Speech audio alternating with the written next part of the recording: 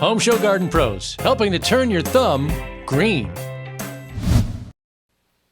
Green thumbs, that's what we do. These may not look green, but I do good with plants. No, hey, I'm Danny Milliken. I am here to help you improve your gardening game, and that's what we do here. That's what we do here on Home Show Garden Pros. We dish out great gardening advice, greenify the thumbs, if you will. And it's a live radio show, so that's kind of the fun thing is that you can catch us on Sports Radio 610. Every Saturday, 7 a.m. to 9 a.m. So that's the home of the Texans, and we're there. We're also here doing, TV-style broadcasts to help you be a better gardener. So doesn't that sound nice, to be helped be a better gardener? The show is possible because there's a bunch of incredible one-stop garden centers, mom and pop places that are just destination, beautiful places to buy plants, soil, all that stuff. And they really are the ones dishing out the gardening information on the radio show. They do such a great job. We do a little rotation through them. This Saturday is Sherry Hara from Plants for All Seasons. Some of the other co-op members are from Enchanted Gardens and Enchanted Forest down there, Richmond, Texas area. Nelson Nursery and Water Gardens in Katy, beautiful spot. Really Katie's go-to gardening spot over there. They also have a lot of cool water gardening stuff. So if you want a fountain, it really is the place to go. And also up in Kingwood, you have Warren Southern Gardens and their sister shop, Kingwood Garden Center. Really cool stuff, and we're always doing our best to help you get better at gardening. I'm always improving because there's so much information, so many people with experience, and that's what we're here to put in front of you. So this kind of Home Show Garden Pros sort of live event, we bring in people from gardening clubs, from nonprofits, from training gardening groups to try to help give out great gardening advice. And this week, the wonderful Chris LaChance, master naturalist Chris LaChance. Hey, Chris, how's it going? Hey, good, Danny. How are you? I am good, but you don't just do master naturalist stuff. You also do a lot of stuff with Houston Botanic Gardens, Armand Bayou Nature Center. You're busy. Yes, I am. Try to keep myself out of trouble, as hard as that is. Well, staying busy is a great way to do it. So those of you who are getting in lots of trouble, maybe you could learn from Chris here. So yeah, there we go. Yeah. So what's happening over at Armand Bayou these days? Well, stuff is popping there, just like everywhere else. So for those of you who don't know about Armand Bayou Nature Center, it's a 2,300-acre preserve on the southeast side of Houston, and it backs up. The property backs up to NASA. And there's so many wonderful things to do, especially when we've had this pandemic going on. So get out there, get out in nature, walk the trails, take a pontoon boat ride, do some kayaking. Just a great place. And of course, Houston Botanic Garden is just up the road. And talk about a great place to go to see plants that are either native to Houston, native to other parts of the world, but really just a rainbow of wonderful plant choices that might work in your yard. And just like everybody coming out of the freeze, you can pop over there and see how the garden's doing there, and seeing what's happening there. And of course, the Texas Master Naturalists. I've been with them for a long time, and they do all kinds of wonderful things, restorations and classes, and so it's the Galveston Bay Area chapter of the Master Naturalists. So yeah, nice. That is awesome. Stuff happening. Yeah, no doubt. And the Armand Bayou Nature Center is so cool because it really is like a state park down there. You get down there, there's so much nature involved, but it's not like forests. It's a bunch of aquatic sort of scene. So it's a great place to go spend several hours just kind of wandering around, and really cool spot. Yes. One of Houston's sort of best kept secrets. Absolutely, yeah. And there's a forest habitat, there's a prairie habitat ecosystem, which has been years in the restoration, and then the wetlands and the bayou. So just a whole list of things to do and to experience, and learn about how things are, in the natural area around Houston. Yeah, absolutely. So, you're a master naturalist. tell us a little bit. Tell the good people a little bit what that means and how to become one. Because to me, it's one of the best trainings in town for improving kind of your understanding of the natural world and plants. Sure. Well, it is. It takes you through all the ecosystems, so you really learn uh, about um, about the natural world and really from a real world perspective. And what's great about being a master naturalist is that you actually get to do on the ground projects, like as I said, restorations and you know, getting down to Galveston Bay and getting down to the beach. And so, yeah, so just a whole lot of wonderful activities to get you right out in nature. Absolutely. It's amazing stuff. And, it's one reason a lot of people garden. And, people find success in the garden to be a great access to nature. And it really is a lot of those food webs, a lot of those arrangements, nature kind of invading your space.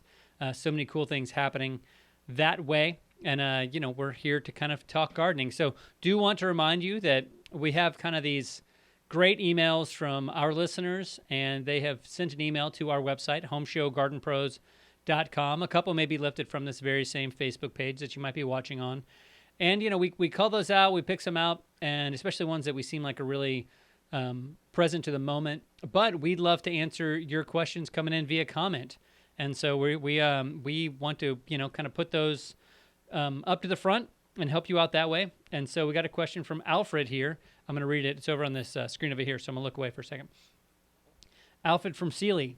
Hello. How long should you wait to see if any palms or plants come back before replacing from the freeze? So what's your take on that, Chris? I waited just as long as I could, and there are and good thing too, because there are some plants that I definitely thought were toast, but I can see life at the bottom of the plant. And so yeah, so I would say, probably about now, I would say it's time to start checking to see for, if there's life there. I'm not that familiar with palms, but with other plants, especially the ones with woody stems, and you've probably all heard this as well. As you scratch the bark, start at the end, and see if you see green. And once you hit the green, that tells you that's the kind of the growing point, so you can trim back there. On some of my plants, I had to go pretty far down to say 4 or 5 inches to cut back. But now I'm getting rewarded with seeing new green at the bottom. So yeah. Well, that is wonderful. That's hope. And, with palms, it is hard. The big area of concern is the crown, the very tip where the new green growths, flop out, if you will. And, you want to check that. If it's a big, super tall palm, it's worth having an arborist come out and check them out. Those plants can be $5,000 or $6,000, and worth maybe have someone do a checkup on it if it's still alive. A lot of times they will tighten around their crown, and the freeze won't kill it, but the tightening will. So something to be aware of with your big palms. If they're within reach, you can always see them. Maybe even get a knife, like a long kitchen knife, and poke around there and see if you can uncover any growing crown that might be in there. Citrus are a big concern for a lot of people, and this month will tell us. If you get all the way through April and you're not seeing anything and the plant seems a little bit dry, you can do that scratch test down low. But if it's not moist down at the bottom, it's probably not going to make it back. So keep that in mind. On your citrus too, you don't really want that graft coming up. You don't want those roots growing from down there, and so pay attention to the graft line. So hope that helps, Alfred. It's tough. We're all in this together, so definitely know that it can be brutal. But hold out hope for your palms for sure. Now, Sealy, much colder than in the heart of Houston, and so depending on the palm, my brother lives in Brenham, which Sealy's about the same temperature, maybe a couple degrees warmer, but he was at 6, and so that's cold. 6 is That's like cold, yeah. yeah. That's really really wildly cold. So anyway, Can I show you So- one of my success stories? Yes, I was about to bring that up. So, really cool because Chris and I were talking, and she's like, "Well, can we give people some good news? You know, can we show them some of these like things that are making it through the freeze? Maybe ideas for later on." So, yeah, let's see the first success story. Look at this. So this is, boop, boop, boop. There we go. Okay. So this is We a just put it Texas right by your buckeye. It's one face. of my, right by my face. There it is. Yeah, look at that. That's There. nice. It's like you're There we hiding in go. it. All right. That's so cool. Yeah. So it's a Texas buckeye, native to East Texas, and it does have these kind of these beautiful chestnut nuts in the fall, but also has these gorgeous, kind of hot pink blossoms right now. And Wow. what's great about that is that either hummingbirds starting their trek back north, or just some of our pollinators that are desperately looking for some place to find some food. There you go. You've got a beautiful. It's a small tree, or it could be considered a large shrub, but it's absolutely lovely. There you go. And they did fine in the freeze. Did totally fine. It did. Wow. Yes. Yep. Did fine. That's so cool. The way And, you're holding it, it kind of looks like that it's a puppet, and you're gonna have it talk here soon. No, do that's that. okay. That's okay. I Yeah. can do that. I'm multi-talented. Just so you know. Well, that's great. Um, Wow, because yeah, puppets are a talent for sure. Well, that's great. That's awesome. I'm super happy to see that. The flowers on that are absolutely gorgeous. So, I guess that's in the shrub category. And so, those of you, Yeah. do you know if you can prune that at all? If you can keep it to a certain size, or if you just got to let it go?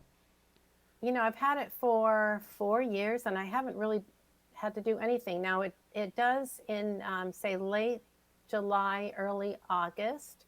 It does lose its foliage. So what Sure. I've done is I plant something kind of in front of it, so that will kind of screen, the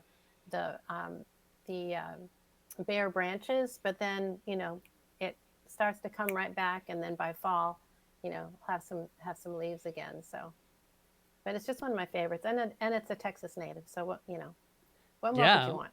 Well, we'll keep that in mind for one of our questions, but we'll have to get another answer too, obviously, for the question. So, well, that's awesome. So what's the next success? You want to do that now, or you want to go on to some questions? Another tree. I have an example of another tree. And then Yeah, we'll let's go do on. it. All right. Okay, good. Let's see All right, this. okay. Tree number 2. So, okay, number 2. Oh, fringe Isn't it tree. beautiful. Yes, and it's a Texas fringe tree. Okay. So there is a Chinese fringe tree too, which is probably it might be a little bit larger, but I love the more of the free form of the Texas fringe tree. So it's gorgeous, yes. And once again, one of the early bloomers. So to really get to the hummers and especially all our pollinators looking for something to eat. So yeah. Yeah, and I know that Yep. Texas fringe trees all did fine from this Yep. freeze. They are a wild plant, Yes. and so if you're a real Yes. curator Yep. gardener, there's something maybe to not get too into. But if you can like get them in the place and kind of leave them alone for a little bit, they can be very, very beautiful and rewarding. And they have cool bark, so that's another cool element with Yes. fringe trees. Yes. I know bark gardening is not as in vogue as in my mind, but I do love a good bark. Absolutely. Especially if it has chocolate on it, then it's really dynamite. Yeah, I was thinking that you were going to go with a dog joke, but the candy joke is just as accepted. No You candy. know what I mean? So as long as it's better than its bite, am I right? Anyway, go. enough with the bark jokes. We're going to get on to some gardening questions here. I love those 2 example trees. Here we go. Question number 1. It's from Elizabeth. She says, is there an effective pest control for crane fly, June bugs, and crickets in the lawn? So that's an interesting question, Elizabeth. Here we are. Okay, Chris? Can I jump in? All right. Yes, So, yeah. So crane flies are pretty benign. I mean, they don't bite. They're just kind of goofy looking. They remind me of a daddy long legs with wings. They just kind of flop around. So they don't, they're very harmless, and I think they only are more prevalent in spring. But the other thing for the other critters, here's where I'm going to give out a shout out to one of our local mammals, and that's a possum, Okay. because because the other critters that she mentioned, the crickets and and also roaches, Ooh. those adorable little possums munch on all those things that we just are so squeamish about. So if you see possums in your yard, just invite them in. Yeah, they love the Well, crunchiness. not They in your like. house, but I'm in your yard. I did have one in the house one time, but we won't go into that too much. I'll tell you another time. But we have a doggy door, and they're smart. Anyway, they like the Yeah, crunch of all those insects. So June bugs, they eat live June bugs. Now I everybody get it. I get it. I likes, like yeah, crunchy. right, yeah, no doubt. That's why Cheetos are so popular. But they love dog food, and so if you can just on the very back corner of your yard make a little stand for them and put some dog food on it, and you'll get possums in. And the great thing they do is they keep squirrels away. So the best Yeah, squirrel you know deterrent is a possum. So that's really great. I will say this about Elizabeth's question is that I'm not sure any of those bugs are pests. That any of them are really problematic. right, The right. grubs Yeah, from June I bugs, agree. if you have a huge overabundance, that really points to a lack of nutrition in the soil and a lack of diversity. And so the best way to kind of reduce those numbers is a compost top dressing. But crane flies, literally, their larvae eat mosquito larvae. Like this is one of the great beneficials we've got in early I spring. didn't know that. Yeah, the larvae is actually aquatic. So I did see an article that somebody wrote, "Are crane fly larvae hurting your lawn?" And the answer was no in the article. But the article titles, it's like, come on, article title, like, don't say that. Anyway, so those crane flies are beneficial. Um, the crickets, they if you have them in abundance, you have too much thatch, and that means you have a lack of diversity. So yet again, you've got a detrivore, and so compost top dress. So Elizabeth, that's my advice to you: is compost top dress. Those of you that watch or listen a lot, you may be shocked I'm giving that advice, but that's the best thing to do to kind of keep some of these critters at bay is adding diversity. Removing their food source, that's usually a huge thing when it comes to pest populations. But take crane flies off your list. Now, Chris, your description of them as daddy longlegs with wings probably terrified most of the people that are watching. And so these are just big flies. They're Yeah, I frilly. didn't think about I think they actually don't even really feed. And so they're not eating they're not eating anything. They're just kind of like that. living Right. and laying new larvae for the future, but they want aquatic sources. So keep that in mind. Keep that in mind. All right, next question. I'm not going to read this just yet. Sorry, Mark. But the bugs are good, right, Chris? Just bugs are good. Oh my goodness, there are millions of more beneficial insects than there are pests. If we think about that, and really not be so quick to kill any kind of insect and figure out what it is first before you decide what you want to do with it. But really, nature is wonderful, and nature knows what to do. And if we let the good bugs do their job, then we don't have to resort to, or I hope we never resort to any kind of, really strong chemical fertilizers or pesticides. Yeah, and just almost all of them are like the crane fly. They're totally irrelevant to your garden and you. More of them are beneficial than they are problematic, and so just keep that in mind as you're considering what to do with bug number A. A is not a number, Well, but you know what I mean. So, okay, sorry, Mark. We're going to but go on to the next question now. And you know what? one No, more I'm thing just though. kidding. Yeah, okay. One more thing about beneficial insects though. Okay. That's what the all the birds are. That's what the birds are eating, and even our sweet little hummingbirds that we love to Yeah. watch when they are in the breeding season, they are eating insects. So, okay. So with that, I will let you go on. Well, thank you. Thank you. It was in my fault, really. But okay, Tom has a question. We've teased it twice now, and we're going to go to it. Here we go. What should I put on my grass to kill weeds? I have not put anything on it for about a year, and the kids and dog have worn it down. The weeds are overtaking the St. Augustine. From Tom. So what's your thought there? I have some thoughts, but I'd love to hear yours, Chris. Well, and I mean, it just sounds like the soil is probably lacking a lot of nutrients and not much for the St. Augustine to, if it is, yes, it is St. Augustine, um, uh, you know, to grow on. So once again, I would use that C word, compost, and get that in there. And what other amendments might you put on there, Danny? Well, on the amendment front, the Microlife Humates Plus is incredible. Nature's Way Resources Compost is phenomenal for this setting. They're just regular fertilizer from Microlife. The 624 is great. So those are all great things to do. And a big thing here is a couple thoughts on the old kids and dogs notion, right? Is that, your kids and dogs are using the lawn. So you don't want to put anything out to kill the weeds that's going to kill your kids and your dog. I mean, those are a little more high value items than, the lawn is. So just keep that in mind. Also, I think Tom might be giving the kids and the dogs a little bit too much credit. The freeze and compaction from our severe weather events may be causing more damage to the lawn than the kids and the dogs are.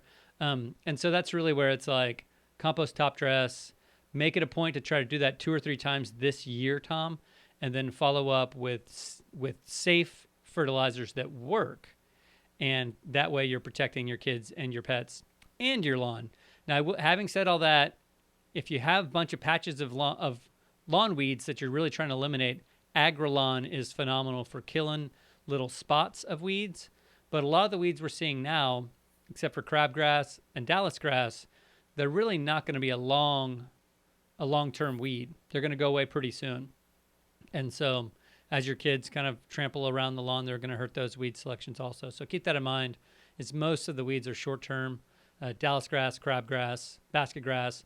These are things that you need to deal with. And if you have them in small patches, that's where Agrolon is absolutely phenomenal on them. And it's perfectly safe for your lawn, your kids, your dogs, your auntie, whoever might be planting the lawn. So that is where that stuff comes in. Yeah.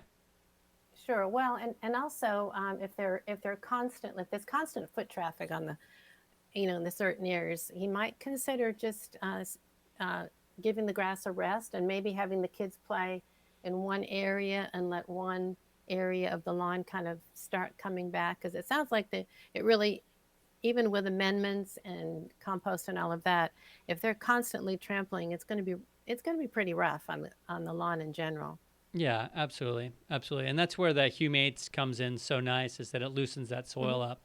But we do want to compliment you on getting your kids to play outside. Nothing could be better for them. So great job there, Tom. All right, moving on to the next question.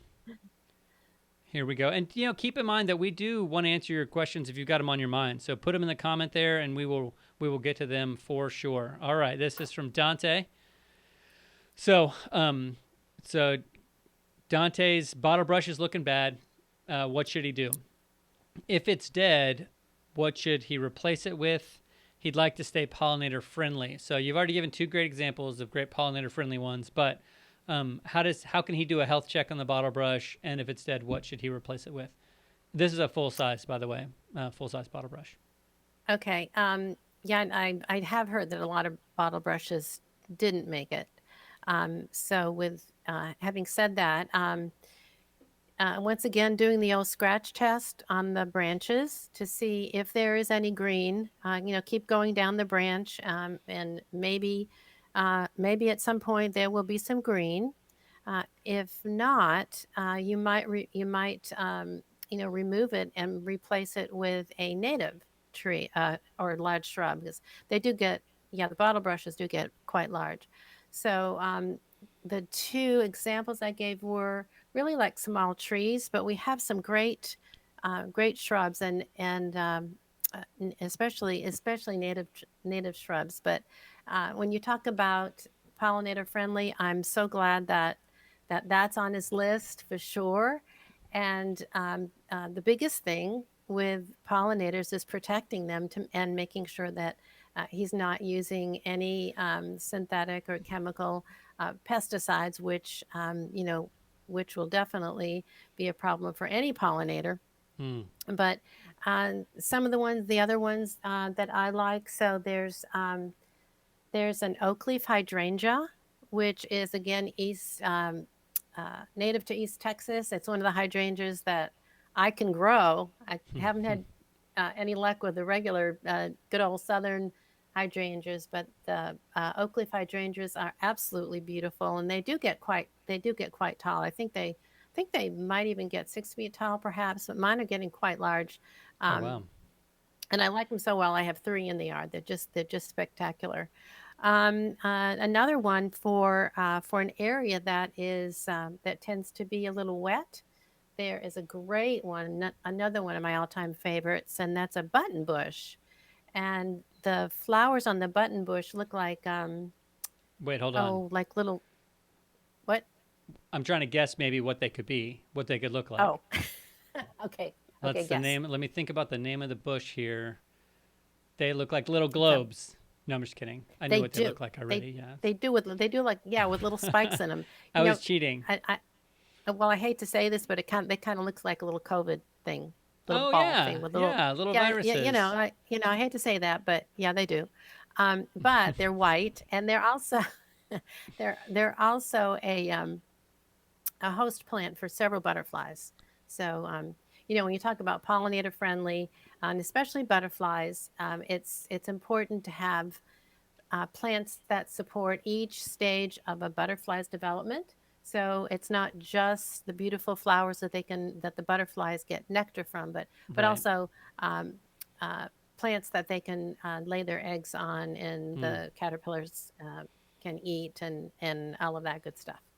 So okay, so that was my next two. Oh, nice. Those were your next Yeah. two success survivor story. That's great. Yes. I will say, if I Yes. was talking to Dante, I would ask him if he liked his bottle brush tree, and if he said Yes. he did, I would just say go with that. That's a great Oh, plant, totally. and Yes. just And I'm that's glad. Yeah. I'm glad you said that because so many people are now. It's kind of like when we had drought. the drought, right? And everybody ran out to get drought resistant plants. Same with this. Everybody wants to go get plants that don't freeze. But if you love, if how often is we going to get these freezes? Once is enough, right? Sure. However, but if you love a certain plant, my Duranta bit the dust, and it was Right. absolutely gorgeous, and it was Mm. like 6 feet tall, constantly covered with pollinators. Mm. So you can be sure I'm planting that guy again. So and people say who love a bird of paradise. If you love bird of paradise, then just go for it again. That's all gardening is. It's a passion that involves, mistakes sometimes, successes sometimes. It's all, Right. it's just a microcosm of what life is, right? Yes, and that's well said. And the great thing is we get to interact with all these living things that we really don't control, but we get to affect them. And sometimes it does go Exactly. sideways. I really I love bottle brush trees. Love a lot of the stuff that you just said. One thing I can guarantee, folks, if you're watching, if you're listening, it's going to get really, really hot here before it gets freezing again. You know what I mean? And a lot of these zone 6 plants that people think they can grow here maybe won't A make our great point. summer. They just won't even Yeah, survive our summer. So it's like you got to just, keep in mind we are where we are. We are this subtropical place, and we had this blasting freeze, but we're going to have a very hot summer. That's what we do.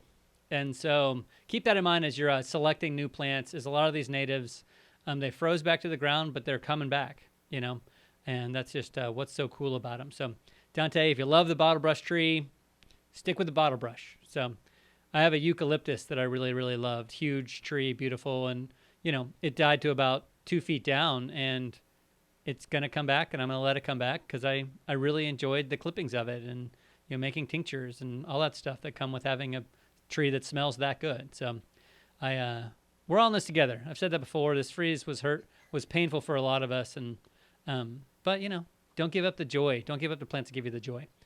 Okay, on to our next question here. And I'm keeping track. We've done 4 of your plants, 4 of your special plants. So this is from Willie. Okay. Willie, we'll have another live oak question after this, but Willie says, I have a live oak and some native shrubs. Butterfly bush? I guess he's not sure what his native shrubs are, and want to know how to take care of them. I'm a first-time homeowner gardener. You know, congratulations, Willie, on being a first-time homeowner. Here's some great advice on how to take care of your live oak. From you, Chris. Cue Chris. Okay.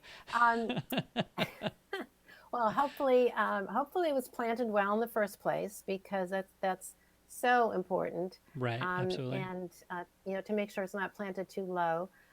One major thing too is you want to be sure that when you mulch around your live oak, that you are not creating mulch volcanoes.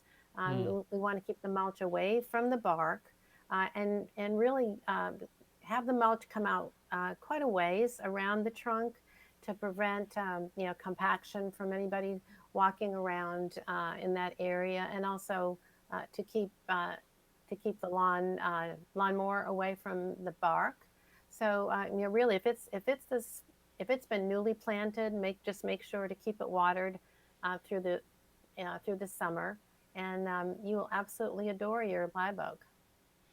Yeah, they're incredible trees for Houston because they're shady all year long.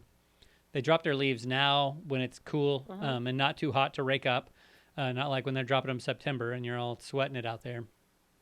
And they're just beautiful, great shape, great climbing trees, and they're well adapted to clay soil. That's something that's really, really cool about them. When you do have compaction is when you have them putting their roots out further, their strong roots out further, and that's when you get them messing up sidewalks and driveways and home foundations. If you can keep their soil supple with mulch, with Humates Plus for Microlife, with great compost, you won't have that problem. You'll keep the soil open. The roots will kind of stay down. They would prefer to go down. When you have compaction is when they come up. And some other things that could cause compaction besides weather events might be some of those synthetic fertilizers. You want to use those with caution. Try to always use them along with some mulch or some compost. And also traffic, walking around down there, driving near them, things like that can sometimes make some compaction. So keep that in mind with your live oak. You make sure if you're planting something that you always plant it a little bit high. Things that are planted low, that's what kills them. When they're high, that's usually overcomable with mulch. So that's your live oak. The butterfly bush, I'm assuming maybe it's a buddleia, do you think? Oh, maybe. Maybe. I was thinking Hamelia. Oh, okay. That's hummingbird bush, though, isn't it? Yeah. Yeah. So if it's a buddleia, those are pretty tough. Same thing. Make sure it's not planted too low. Water it well, and I've seen some of those make it through mild freezes for sure. But they're quite beautiful. Yeah, and their flowers are so spectacular. It's like a wizard's hat. It's so cool. So cool. Oh, yeah. Yeah. And they are going to love fertilizer on a regular basis. Doing something with a little bit more nutritional kind of impact for them. So that might be the Maximum Blooms for Microlife. Dakota Rev would be great for your tree, loosening the soil, and for feeding those shrubs. What's your take on pruning live oaks? I know a lot of people spend a lot of time clearing out the middle. What's your take on that? Well, I think that has proven to be kind of a fallacy about pruning out the middle. I think the thought is to prune it out so if we have a hurricane, the wind can kind of go through the spaces and not harm the tree. But in reality, the tree is very resilient, and as it's growing, it really can have enough flexibility to move with the wind. So yes, do not prune it out. And that's one of the things that people will be like, well, my grass isn't growing under the tree, so I'm going to prune the tree. And I'm like, a big mature live oak can be $25,000 of property value, and that lawn is $900. You know what I mean? It's not even close. Right. And so don't adjust your big live oaks so your lawn's better. Exactly. There's And other there's things. Many. I'm Yes. sorry. Yes. No, Sure, we were there's both so going the many other- same. Yeah, we were both going the exact same direction, place. same path. Yeah. So many different things to grow under a live oak. It's a lot of ground covers, and one of the things that it's a native plant as well. It's called a carex, a carex. It's a kind of sedge, but the carex texensis is the little Texas native sedge. Texas. Thank you, Texas sedge, and they're like little clumps. They grow in little fuzzy clumps, and they're really quite tough. But they love the shade. The freeze did nothing to them. So and they're all different kinds of varieties of sedge besides the Texas sedge. So yeah, the ground covers, a lot of different things that will that will be walkable too. You can walk over all of those as well. Yeah, I mean, where better to put up a hammock or a picnic than under your live oak tree. So we do have a question that kind of came in from Joe about Indian hawthorn. So what's your approach on bringing those back? How do you think they're going to do? I haven't had an Indian hawthorn in a long time, so I'm not sure what their status is at this point. But I guess the same thing is do the scratch test. If it's established, that might be a reason to wait a little bit longer and see if it starts greening up. But so that's I've not seen any other Indian hawthorns, to be honest, right now. Yeah, I generally it may not be 100% true for yours, Joe, but generally they will come back from a freeze, and so you may start seeing a little bit of like green shoots coming up. I would reshape them and take about 4 inches off all the sides, including the top, just to get rid of a lot of those old leaves and some of those branches that got singed, and let the new growth come up and kind of take its place. If you don't have an electric hedge trimmer, it's a lot slower going with some clippers, but that is what I would do is kind of reshape them down smaller, let that green growth come in and be the bush instead of all of the dead branches that are up on top. So we have some of those at my daughter's house, and they're looking fine. We cut them back pretty quick, and they're kind of getting green and reshaping again. So, and I've been hosing them down with super seaweed and molasses to kind of keep black spot at bay. So that's the best thing to do with Indian hawthorns is make sure they're still alive. They should be putting up some new growth right now. If they're not, scratch test. If they are, give them a haircut. Cool. Yeah. So awesome. Well, it's gardening season, and so everybody is doing all kinds of stuff, and we're here to answer questions. So if you have any other questions, put it in the comments section. We're going to go to an awesome video with Sherry and talk to her a little bit about some other gardening tips. So here we go. Starting your vegetables from seed can be a lot less expensive than going to the store and buying them from plants. And almost any vegetable you can start from seed. The big exceptions are tomato, eggplant, and peppers. Right. So Sherry's brought some seeds for us and a tray to kind of teach us how to start our own seeds. Right. So the first thing we need to look at when we're starting our seeds is the size of the seed. So as you can see, the corn here, big seed. Beans, a big seed. And then the peppers are a tiny little seed. Yeah. So the size of the pepper determines how deep we're going to plant them. So bigger seeds, we're going to put about 1/4 to 1/2 of an inch. Poke it down in there. So basically just so we can't see it anymore. You got it. And then the pepper seeds, these tiny little seeds, we're just going to put on the soil and just right under the soil and cover them up. So a lot of people don't have success with seeds, and they get nervous with seeds because they plant them too deep and don't see them emerge. I know people go to their second knuckle. You barely want to get these in the ground. You want them right at the top.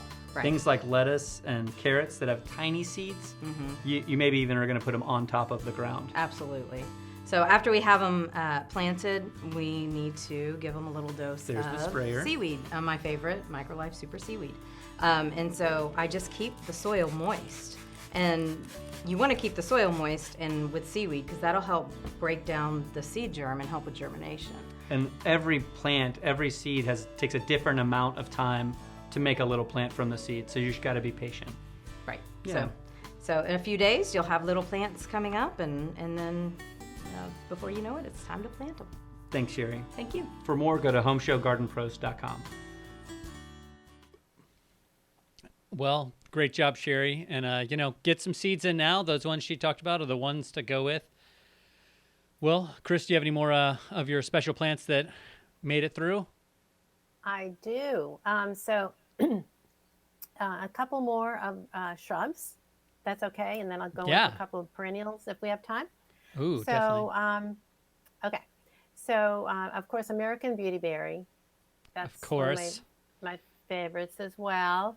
Those gorgeous magenta berries that the birds absolutely adore. And people too. Yeah. Have you ever eaten them? Have you ever eaten those? Well, I guess the answer is yes, but in a jelly. Okay. I know. Yes. I think they taste just like gin and tonic. And so one of these days, I'm going to muddle a bunch of them and just put some sparkling water in there.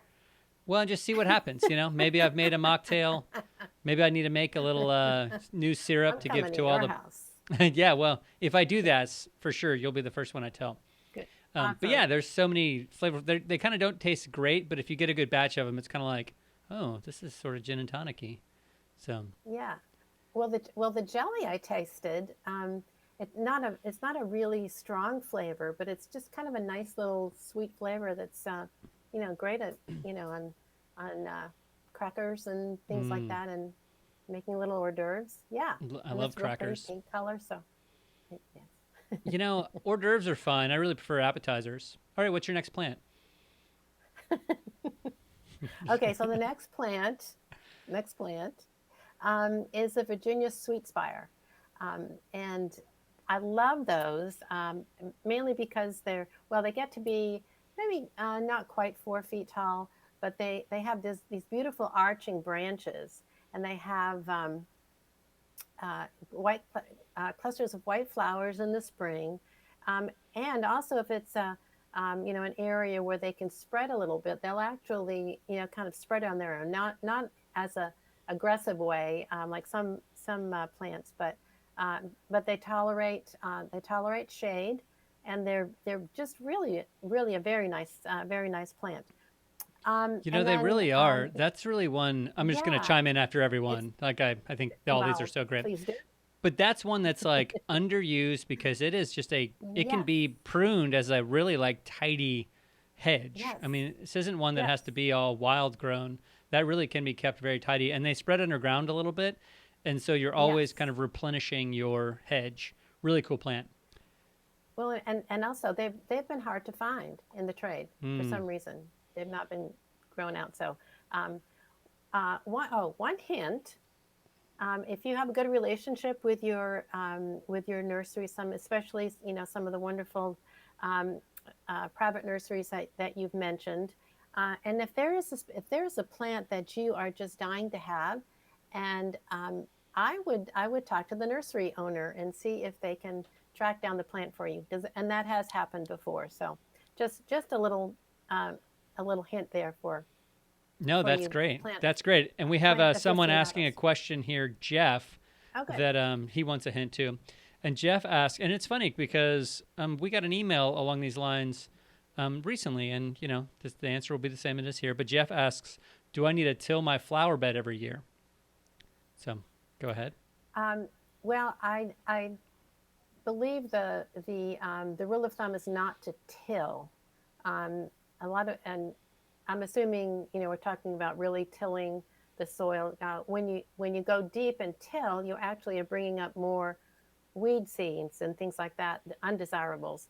So what I would do instead is clear the vegetation away, and amend it with compost and some, or you may need some an addition of an inch or two, which is what I did. Some really good garden soil, like Nature's Way carries, and then add about an inch of compost on top of that, and then and then do your planting right in that. So you end up with a really good medium for your plants to grow very healthy. Nice. So how'd I do? That was great. That was great. I think a lot of people are giving up tilling. It's a lot of work and you don't get a ton of impact from it. Data and research is kind of showing that it's not great. But, Jeff, if you've tilled every year and everything's looking good and all your plants are always perfect, hey, keep going. That's a great thing about gardening is there's not just one way to do it. There's Exactly. it's people's choice, Exactly. gardener's choice, if you will. Okay, Exactly. well, so we're doing great on time. We've had a nice long run, but you have a couple more plants? I do. So we'll go into some perennials. Ooh. One thing I want to mention really quickly though, I have several camellias, Okay. and they're not native, obviously, but they came through just great. Yeah, totally fine. So, Right. just totally fine. So one of my favorites is it's called Gaura, Gaura. Yeah, It's a nice. beautiful, yeah. It's also called whirling butterflies because the little flowers, especially it does now come in several shades of pink, but the native one has little white flowers that look like tiny little butterflies. So seen from a distance, it looks like there's just this whole whirl of butterflies. Whirling. With the H. Whirl, yes. No, it's so cool. Whirl. You're absolutely right. I mean, I remember the first time I saw it, I literally was like, what is that plant? It's got butterflies on it. Yes. And they're like, yes. oh, you. you. You can see it across the yard. And it likes the sun. It's actually, native to our prairies. So, summer, hey, it just laughs at it, right? Right, absolutely. So, yeah. So then another one that I've found, it's called skullcap. And the one I found a couple years ago is kind of like a hot pink color, but that seems to just really, it was in full sun, it bloomed from spring right into fall and made it through the freeze. The top froze back, but the roots are coming up. So, that's awesome. And another one that is just the toughest plant, and it's called Gaillardia. And I think its common name is Indian blanket. One reason I bring this up is I remember during the drought, and I'd be driving down the highway, and there's Gaillardia growing on the side of the freeway. Wow. Now, if it can grow through that kind of situation, so it's good in my book, but it's beautiful. It's beautiful, has that nice nice red orange center and a wonderful native plant. It's going to extend as a annual that comes back every year too. Really cool stuff. Yes. Chris, great advice. Great advice. I think those are wonderful, and I definitely can't wait to kind of watch back through and make a list because I'm looking to put a bunch of plants that are going to do just what we're talking about into the front lawn. So replacing a few citrus. Yeah, and maybe we can come up with a list that can post on the website. Oh yeah, we like websites. Have a go-to. Yeah, we like lists. Yeah, awesome. Yes. Well, thanks, Chris. Great job. Yeah. If you're out Thanks there for having me back in the area, go to Houston Botanic Gardens. Go check out Armand Bayou. Definitely, the Master Gardener program is phenomenal, and of course, happy to have you back. We will definitely get you back again. This has been Home Show Garden Pros, and check us out this weekend, 7 a.m. to 9 a.m. on Sports Radio 610. We will be talking gardening with Sherry Harris. She'll be there from Plants for All Seasons. So hope you tune in, and good luck gardening this week.